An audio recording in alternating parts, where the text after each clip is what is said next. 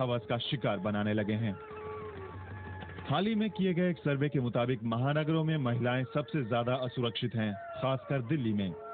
हाल में हुई लगातार कई वारदातों ने यह साबित किया है कि दिल्ली अब दिलेरों की नहीं रही। यहाँ डरपोकों, कायरों और बुज़दिलों की कोई कमी नहीं है। इसकी मिसाल है वो घटना जब कुछ लड़कों ने बीच सड़क पर एक लड़की को उसकी कार की खिड़की से अपनी कार में खींच लेने की कोशिश की। दरियागंज के भीड़ भाड़ वाले इलाके में दोपहर के 2 बजे मेडिकल की एक छात्रा के साथ बलात्कार की घटना ने जैसे खतरे की घंटी बजा दी। दूसरे ढेरों मामलों की तरह इस मामले में भी वारदात की शिकार छात्रा ने पुलिस में अपनी शिकायत नहीं दर्ज कराई थी। फिर भी पुलिस ने कांस्टेबल के बयान पर पहल की और आखिरकार बलात्कारी को पकड़ लिया। दिल्ली क्या, लंपटों के हौसले चेन्नई में भी बुलंद हैं। वहां तो महिलाओं के साथ छेड़खानी करते लोगों को रोकने पर सिपाही को ही पीट दिए जाने की घटनाएं होती हैं। साइंस सिटी बेंगलोर सूचना प्रौद्योगिकी आईटी का गढ़ होने के चलते यहां देर रात तक काम करने का चलन है। पर काम पर जाने वाली शायद ही कोई लड़की इस बात से सहमत हो कि पब्लिक ट्रांसपोर्ट उसके लिए सुरक्षित है। तो औरतें महफूज कहाँ हैं? दूर दराज के देहातों में? वहां तो हालात और भी बदतर हैं। गांव में पंचायत बैठती है जिसमें किसी महिला के साथ भरी पंचायत में सामूहिक बलात्कार की सजा सुनाई जाती है। ये अलग बात है, गांव में होने वाले ज्यादातर मामले सामने आ ही नहीं पाते। तो ये रिपोर्ट्स आपने देखी, लेकिन हम बात कर रहे हैं अंतर्राष्ट्रीय पुरुष दिवस की और हमारे साथ इस वक्त सुधीर आनंद साहब मौजूद हैं। स्वागत है आपका। ये पुरुषों के हक की आवाज को बुलंद करने वालों में से हैं, सेव इंडिया फैमिली फाउंडेशन से जुड़े हुए हैं और इनसे चर्चा को हम आगे बढ़ाते हैं। सुधीर जी, ये रिपोर्ट्स देखने के बाद अब पुरुषों के अधिकार के बारे में आप क्या कहेंगे? इसके साथ मैं कुछ आंकड़े पेश करना चाहूंगा कि हर 4 मिनट में एक पुरुष पर झूठा 498A का मुकदमा चलता है और हर 2.5 घंटे में एक सीनियर सिटीजन, वो मदर भी हो सकती है, फादर भी हो सकता है, उस पे ये झूठा मुकदमा चलाया जा सकता है।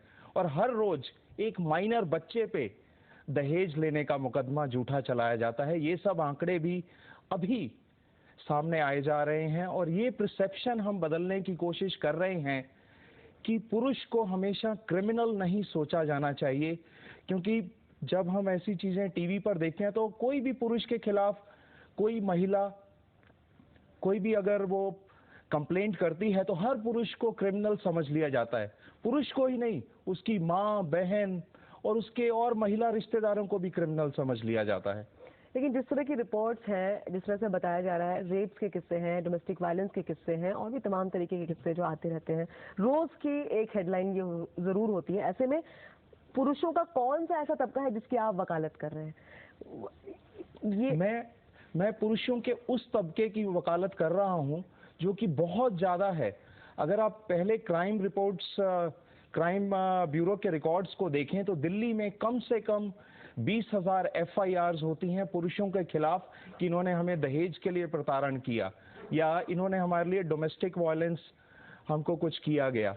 और उस 20,000 में से ये जजेस, पुलिस, ये सब प्राइवेट में मानती है कि 95% केस वो झूठे हैं। जी, सुधीर के मुताबिक यानी कि जो मेल सेक्शन है, जो पुरुषों का तबका है, उनके साथ ज्यादती हो रही है और उसको दर्ज भी नहीं किया जा रहा और इम्पोर्टेंस उतनी नहीं मिली जितनी महिलाओं को मिल रही है।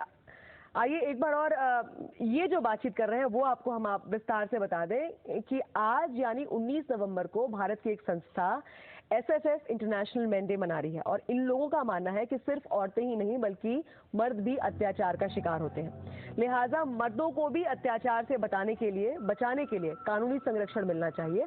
और तो और संस्था के लोग केंद्र सरकार से मर्दों की बेहतरी के लिए अलग से मंत्रालय बनाने की मांग भी करने जा रहे हैं। इसके लिए उनकी बाकायदा प्रधानमंत्री मनमोहन सिंह और कांग्रेस अध्यक्ष सोनिया गांधी को एक मेमोरेंडम सौंपने की भी तैयारी है।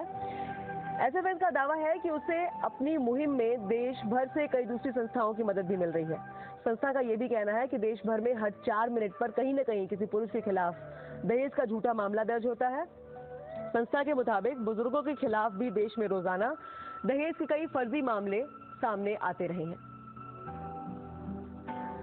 तो सुधीर, आप जिस तरह की बात कर रहे हैं ये बात नई बात है, क्योंकि जो हम चीजें देखते हैं रोज वो औरतों पर अत्याचार की देख रहे हैं। अभी भी औरतों का सेक्स रेशियो अगर हम कहें देश में पुरुषों के मुकाबले कमी है, और गर्भ से मारी जा रही हैं, पैदा होने के बाद मारी जाती हैं, और ये किस्से बहुत आम है। ऐसे में आप कुछ शेयर करना चाहेंगे हमारे साथ जिसमें आपको लगता हो कि पुरुषों के साथ कोई ऐसा किस्सा ज्यादती हुई हो, ऐसा कुछ?